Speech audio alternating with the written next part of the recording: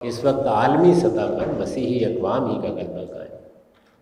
بلکہ انہوں نے پہلی جنگ عظیم میں مسلمانوں کو باقاعدہ شکست دے کر دنیا کو فتح کیا۔ یہ آپ بھول گئے تاریخ۔ پہلی جنگ عظیم میں ہماری سلطنت کی نمائندگی، مسلمانوں کی سلطنت کی نمائندگی سلطنت عثمانیہ کر رہی تھی۔ سلطنت عثمانیہ نے فیصلہ کیا کہ وہ جرمنی اور ہنگری وغیرہ کے ساتھ جنگ لڑیں گے، شکست آ گئے، یہ سارے علاقے انہی کے قبضے میں چلے گئے، اور یہ جو آپ کی موجودہ قومی ریاستیں ہیں یہ سب انہی نے قائم کی، عراق، شام، یہ سلطنت عثمانیہ ہی کے حصے تھے سب کے سب، باقاعدہ فتح پائی انہوں نے، اور فاتحانہ فلسطین میں بھی داخل ہوئے اور باقی علاقوں میں بھی داخل ہوئے۔ بعض جگہوں پر انہوں نے معاہدات کر کے حکومتیں مقامی لوگوں کو دیں، خود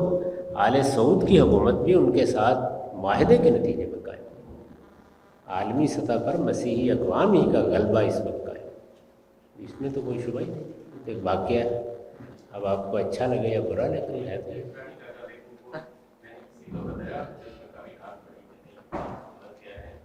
واقعہ ہے، ہر آدمی دیکھ سکتا ہے اس کو۔